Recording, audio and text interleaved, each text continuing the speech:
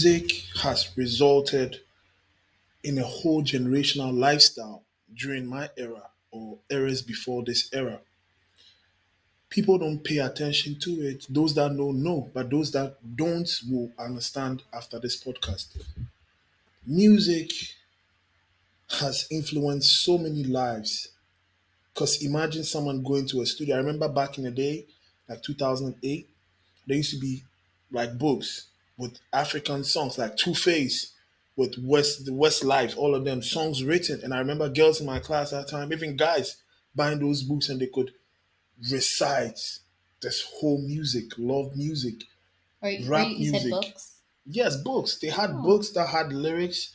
Anyone from that generation knows books that Mm-hmm. had lyrics. Beyonce, Sierra, Westlife, Two Face. It was like a music book, and it was funny enough. It was in like hip hop, R&B, hip life, that kind of stuff. Like all them Obrafor style kind of music.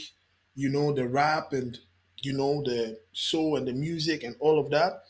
So this is it. Like you're listening to Two Face, who's Nigerian, legendary, talking about his girlfriend. How feel this love never seen before. You Mm-hmm. want to practice what you're being told. Psychologically, what you are being told gets right into your head.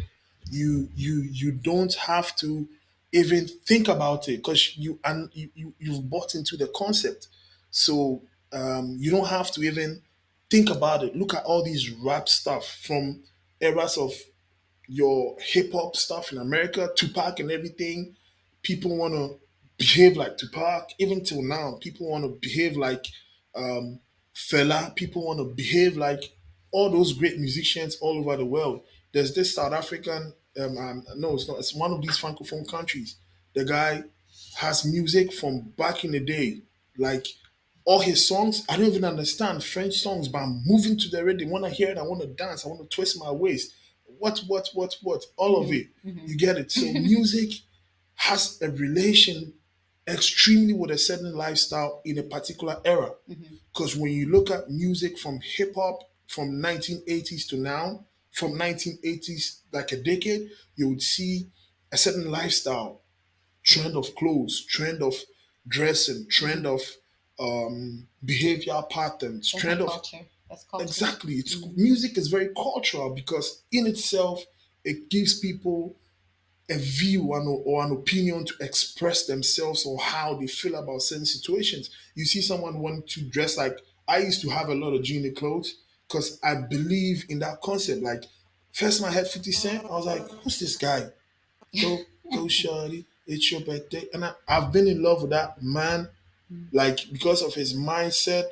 I've not met him. I hope to meet him one day because of his mindset and his drive, like Yeah. how he sees how the world is, how he's been in a certain situation, how he's moved himself out of that situation. He don't need to write a book to tell me anything. I don't need a guideline. But his music alone, for me, has been a lifestyle because I yeah, know. hustle, You love bro, some testing. find money, do this, do that. It's ambitious. Mm-hmm. The ambitiousness, the drive. Mm-hmm. So you understand, like you know that okay, this guy is telling you something, and what he's telling you fits into your reality at that time. So you know what to do, you know how to go. Your mindset is moved towards a certain direction. Mm-hmm. When you listen to Burna Boy, you listen to Davido, whatever they rap about, love. Recently, Bernard Boy's song, "You Don't Cast," last, everybody go to breakfast. People were singing the song Mm-hmm. and they were practicalizing it. You see people, oh, you will serve breakfast, that means break up. You be served this. That means, Davido's Georgia, what assurance, even assurance, lifetime, and what. And they be like, they are singing it, and now like some guy want to talk to some girls, like, Mm-hmm. okay, I got life insurance for you. You are assured you're going to be safe with me. So Davido has influenced your mindset Mm-hmm. in terms of thinking, and you are practicalizing it. Like you are making an impact out of what he's told you through a song. And you take someone like Shatawali, I've seen that nigga and I get goosebumps. Uh-huh. I'm like, okay, this guy, go you ahead. I'm like, yeah, you be talking about hope because he's from the street and he's seen a certain lifestyle where he come and make a song and tell you there's hope, there's this. You want to buy into the concept. You want to understand that no, this guy is talking about something. This guy means something through his songs, and you see how people move to it when he's on the stage, the stage performance, or even in regards to Stonewall we saw at the event we attended That's a couple of right. days Oh ago. yeah. Look at the everyone was seated. You saw the Yes. reaction. Everyone was Yes. seated. Yep. When Stonewall walked in, I don't know how I even got out of my seat. I Like know I this just was like, jumped. where's I'm everybody like, going? I turned around, I'm like, that is the impact because he's coming to talk about all his songs that he was talking about. CK Mami, everlasting, it's beautiful. And yeah. someone will sing that to his girlfriend in the middle of the night. Me and you, our love is forever. Me and you are this. So music is very cultural in itself, and it's a lifestyle. It's a lifestyle. Yeah. Like music is a universal tool, and as well, music is a universal language. I don't remember the year the song came out. Opa Gangang Style. Oh, oh, oh, oh. We all danced to that music. We didn't even know what the fuck man was talking about. That's right. Excuse my language, but you get it. Music is a universal tool. I listen to Zulu music. My gospel music that I listen to is Zulu music. Yeah. Aside being to South Africa a couple of times, Zulu music just there's an experience, it tells you a certain experience those people have been through, whether it was the apartheid or after or whatever it is. You don't understand, but the music you are listening to speaks to your soul, like It it does. I pierces understand. Oh straight my through your goodness. soul. Like Yes. my whole album collection, when it comes to gospel music, is Zulu most of the times. You I get it? understand So that. I people understand don't that. understand. Music is very powerful and it's a very powerful tool. And I feel a musician is a preacher. Because if Sako there can sing a song for somebody, Azonto fears that Sako there can make a song and talk about his past and make a song he did. Like a whole lot of songs and the rap and everything. Like you're listening to him. See people want to rap like Sako there. I swear to you, man, and I speak you the truth. People listen to musicians more than preachers that preach. No, It's no, true. no disregard, but Yeah, no, that's a true. musician is a preacher in himself. Like it's he's more to reach out to people in a certain way, in a certain way that he himself doesn't even understand. It's not every musician that understands what I'm talking about, but you're a musician, your lifestyle, your music, everything around you affects people's lives consciously or subconsciously, and people need to pay attention to this because as soon as you are branded a star, and a star is the only one of the bodily elements that stands on its own. A star don't have no friend. No star stands together. Every star in the sky stands by itself, uniquely on its own, and is shining.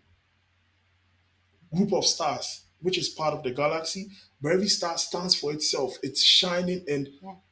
it's glowing. So you have to represent. You have to understand the mandate. It's not just about doing music. It's about the cause and effect of you being a musician. It's very very deep, and people. Someone asked me one question sometime, or it crossed my mind again, and people or what people think about who the universe empowers the most. The universe empowers most the musician and the sound engineer. It's twisted because the sound engineer has to understand the rhythm. The musician has to know the lyrics. The musician has to know the lyrics. It goes hand in hand. There is no day without night, and there's no night without day. There's no sun without moon. There's no moon without the sun. So it's hand in hand. It's very essential for people to understand that music, a musician, and whoever creates a certain gender of music, is very, very important. And music is the only surviving tool for a generation. It's one of the very important and surviving tool of a generation because Michael Jackson is dead. His music, Thriller, Yes. Yep. everybody, I just go That listen song. to Castro, who's from Ghana, a whole lot of people. Like some people are even dead. Their music is still making money for their That's right. family. So Actually, it makes more music, once they go. music is one of the surviving tools of a generation because people listening to music can understand a certain lifestyle from the past, and music is one of the things. that can see the past, present, and the future. As long as it's good music, the content is good, and it has a rhythm to it, everybody, because now it doesn't make sense that people don't hear a certain language. I saw Black Sherif on stage somewhere recently in a show, and he was speaking Chi, and you see all these white people jamming to the music. Music is a universal language. Music is a culture. Music is a lifestyle, and its impartation can always be felt in the reaction of how people respond to listening or hearing that music. I feel music is very important. Thank you. So a musician is a preacher. A musician is a preacher, obviously, and music is culture.